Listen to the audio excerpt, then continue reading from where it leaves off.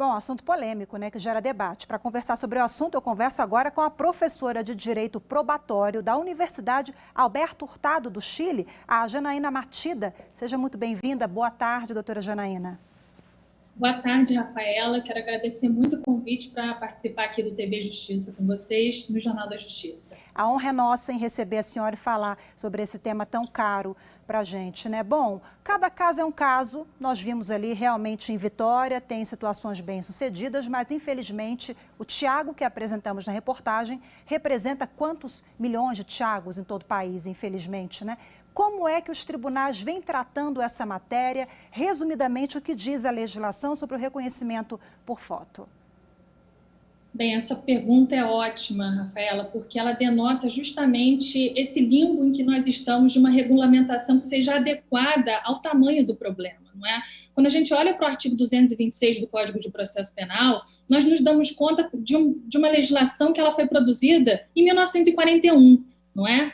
E ela faz sentido para as descobertas científicas daquele momento da nossa vida em sociedade. Hoje em dia, não mais. Nós sabemos que a memória humana ela não é justamente uma máquina de filmar, não é uma máquina capaz de cristalizar todos os fatos pretéritos. E aí, quando a gente vai para o artigo 226, a gente vê que naquele dispositivo existem alguns requisitos que deveriam já naquele momento ser presentes para que a prova de reconhecimento tenha algum valor confiável probatório. Quais são esses requisitos segundo o 226, né? O primeiro deles é a descrição que a vítima deve oferecer do culpado. Ou seja, esse é o ponto de partida.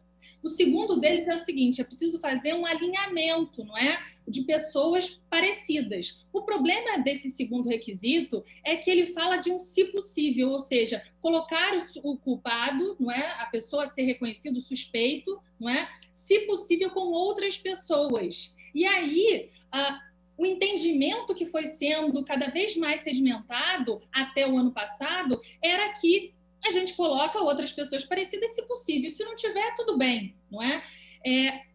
O STJ chegou a auxiliar nesse entendimento de que o se possível era meramente recomendatório, dizendo que reconhecimento, inclusive fotográfico, poderia ser realizado, poderia ser realizado e ele seria válido na medida em que fosse repetido em juízo. Isso tudo é muito pouco, não é? É muito pouco a gente entender isso e, felizmente, no ano passado, o STJ, através do julgamento de 2 HCs, mudou o entendimento. O HC 598-886 de Santa Catarina, cuja relatoria foi do Schietti, e o 617-327 do Rio de Janeiro, com relatoria do Sebastião Reis Júnior, entenderam que não é possível mais que apenas o 226 seja realizado. E isso também foi importante porque jogou para cima a necessidade de que nós pensemos em protocolos mais adequados para a confiança a ser atribuída à prova de reconhecimento. E deu um recado muito claro para as delegacias de Polícia Brasil afora que sequer cumprem o 226, porque à medida em que o 226 até então era visto como meramente recomendatório, não é? E agora o STJ mostra para nós que é importante não apenas seguir isso, ou seja, não se trata de mera recomendação, é preciso seguir a descrição, o alinhamento justo, não é? Quando diz que tudo isso não é meramente recomendatório e ainda por cima diz, olha, é preciso olhar para as ciências, é preciso olhar para o que os reais especialistas na matéria dizem que precisa ser feito, esse é um caminho muito mais auspicioso para nós, muito melhor para evitar casos como o do Tiago Viana. Ou seja, é preciso cumprir o 226, nunca mostrar só uma pessoa, não é?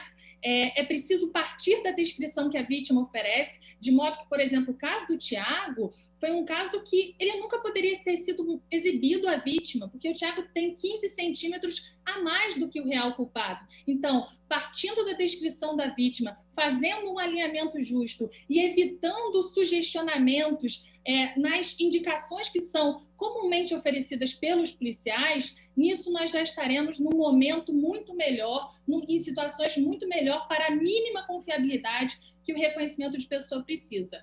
Só para terminar essa primeira pergunta que você me fez, quando a gente fala de reconhecimento, como estamos falando de uma prova dependente da memória, e a memória humana tem limitações importantes, nisso é preciso assumir de uma vez por todas que a prova de reconhecimento é uma prova que precisa ser corroborada por outras, ou seja, nós não podemos condenar ninguém e sequer oferecer pedidos de preventivo, o que é muito importante, com base meramente em reconhecimento de pessoa. Prova dependente da memória precisa ser corroborada por outros elementos probatórios, Rafael.